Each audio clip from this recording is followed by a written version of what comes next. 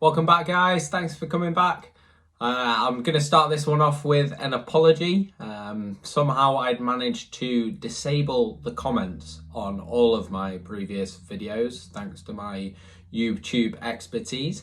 These have now been unfrozen, so you can comment. A big shout out to my Ukrainian friend Victor from work who pointed this out to me. Although maybe I should reserve my thanks until I see the comment that he was going to make on the video. So I look forward to seeing that now. Thanks, Victor. On to today's video. It's going to be why I think triathlon is the best sport in the world. An unbiased opinion, obviously. And why it's massively increasing in popularity and size across the world at the moment. And being an Olympic year, I think that it will get great coverage across this and just become even bigger towards the end of 2024.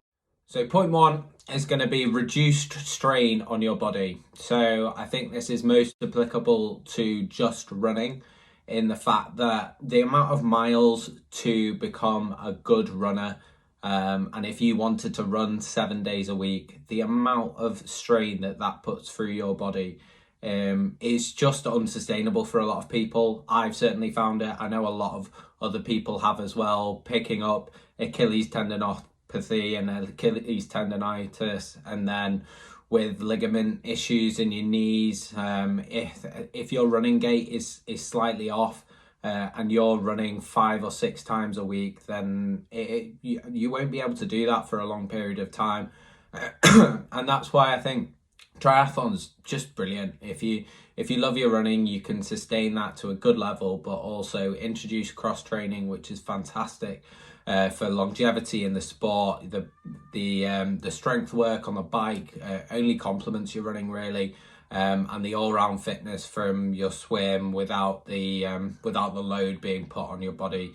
It really is sustainable and thoroughly enjoyable, having those different aspects and reducing that strain on your body. Point two, always something to work on. There is always something to improve in triathlon. If you've come from a swim background, then it's likely that your bike and your run are going to be slightly weaker, so you're going to want to concentrate on these areas. But likewise, if you come from a run background, then, which quite a lot of people do, or a bike background, and then basically have to learn to swim as a 20-year-old or a teenager or even older than that, and that's a very difficult part. But there is always something to improve, which I think is just extremely fulfilling when you know that there's something to work on. You can see that getting better.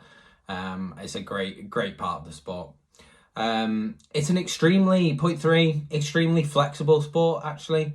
You can train before work, after work. If the weather's rubbish, then you can go for a swim indoors or a bike indoors on the trainer. But it's so accessible, really, and so flexible in the 40 minutes, nip out for a run. You want to commute to work, well, get on a bike and do some training that way. It really is extremely flexible. Point four, there's always a positive to take from a triathlon race. There are negatives as well, which I'll come on to, but there's always a positive. There's so many different facets to a triathlon race. You've basically got 5 different facets, really, because you've got the swim aspect to it. You've got the first transition, and then you've got the bike, and then you've got the second transition, and then you've got the run. So if you have a rubbish day on the bike, if for some reason, I don't know, you have a mechanical or you fall off, or your swim's not up to scratch, you have a panic in the water, there is likely still be something from the day that you can take away and say, you know what, I did myself proud there, and I enjoyed that, and that was a real positive to take away from the day. And that's great in a sport. If you can always find something to keep positive about and take away, and go to bed that night with a smile on your face and say, yeah, no, I did well there. it just makes you want to come back the next day and improve again. So yeah, that's a part of the sport again that I love. Number 5, this is a huge one. The sense of community in triathlon is second to none. Being a bit of a social hermit, as if you know me, then you potentially might accuse me of that. The amount of people that I've met through the triathlon club, and not only that, going to different events and meeting people, and I'm still staying in touch with some of those people that I've met at events. But the community around, for me, it was Mersey Tri, so I joined the local triathlon club when I moved over to Liverpool, and I've never met. It's just great to meet like-minded people. They just want to get along. They're extremely encouraging. Everyone looks out for one another. It's a fantastic community to be part of, and I think that's true across the whole of triathlon, really. Number 6, it's very accessible for all abilities. The events that they hold, coming back to the training sessions that are held within the club, across all clubs across the UK and all events across the UK. Everyone from, it doesn't matter how good you are, there's always a training session that will introduce you and be happy to. There'll be people running at your pace, there'll be people biking at your pace, there'll be people swimming at your pace, all across that whole spectrum.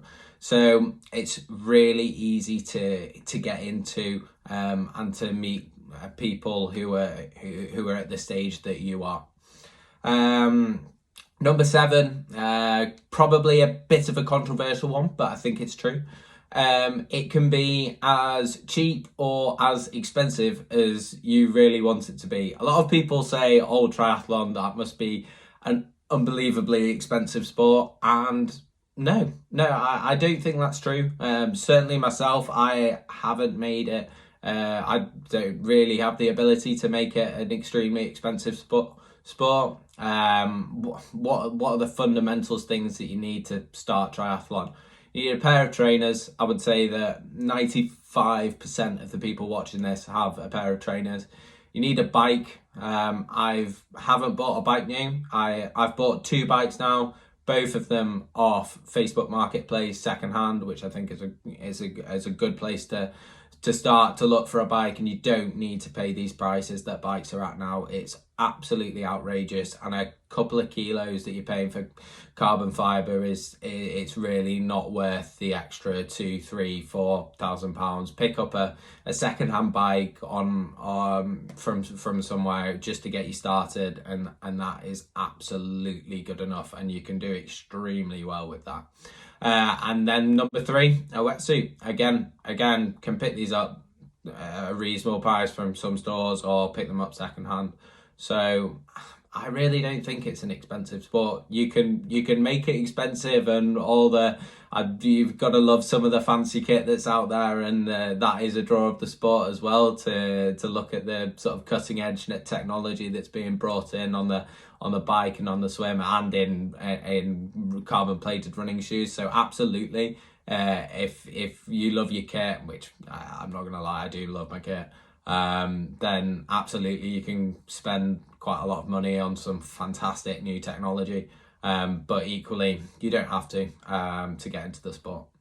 Number 8, which is probably my favorite, is injury recovery. Now, a lot of sports in the past, if you're injured, you can't do anything for that sport, and that is an extremely difficult situation to be in. If you're not reliant, but if you use your sport as a means to improve your mental health and to just be part of your normal day, and then you suddenly can't do that, that's quite a big thing.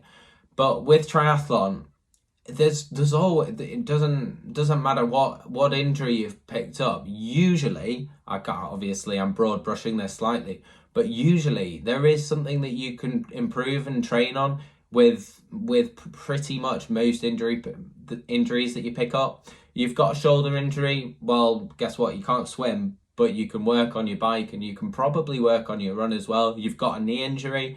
Well, what's probably the number one thing that a physio is going to say to you if you've got a knee injury? They're probably going to say, get in the swimming pool and build up some strength that way.